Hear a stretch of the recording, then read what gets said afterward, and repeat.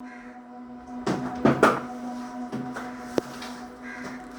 गए दरबार में, कुछ नहीं था, हाथ उठाकर कह दिया बाबा मैं हारा तू हारेगा।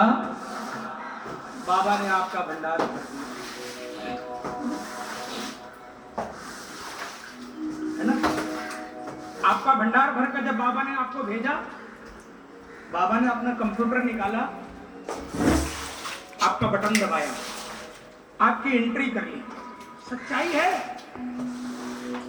क्यों एंट्री की? बाबा को भी वही आस बंध गई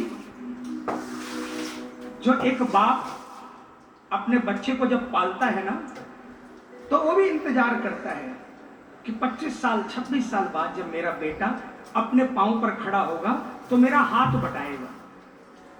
उसकी दौलत पर उसकी निगाह नहीं है, लेकिन वो देखता है कि मैं 1 से 2 हो जाऊंगा, 4 बेटे हैं तो 1 से 5 हो जाऊंगा।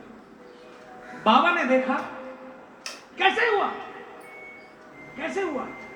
50 साल पहले, 40 साल पहले 1000 1200 होते थे,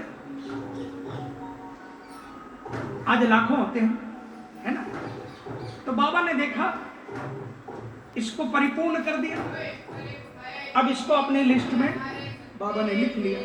अब बाबा ने भी एक आस बंधा ली कि आज से मैं अकेला नहीं, मेरा एक नंबर और जुड़ गया, है ना।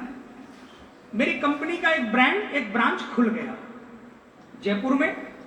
क्या होता है, आज मान लो मुझे कलकत्ता में जयपुर से कोई काम पड़ेगा, तो जो 10 5 20 नंबर मेरे लिस्ट में होंगे, मैं उनको फोन करूंगा कि भाई साहब मेरी रेपुटेशन अगर होगी तो मेरा काम बनेगा, नहीं होगी तो नहीं बनेगा, है ना।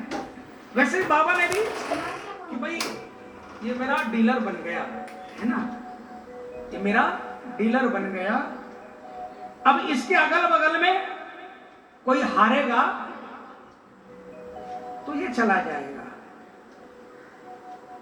प्रेमियों, आज भी ऐसे छुपे हुए भक्त हैं, आज भी हैं। श्याम बहादुर जी महाराज जी, आलू सिंह जी महाराज जी, छोटे लाल जी कानोड़िया जी, महादेव जी, जो डायरेक्ट बात करते थे। क्यों करते थे? क्योंकि वो उनके वो बेटे थे जिन्होंने उस लिस्ट में बाबा ने जो सोचकर शामिल किया वो करके दिखाया। लेकिन ऐसा नहीं है।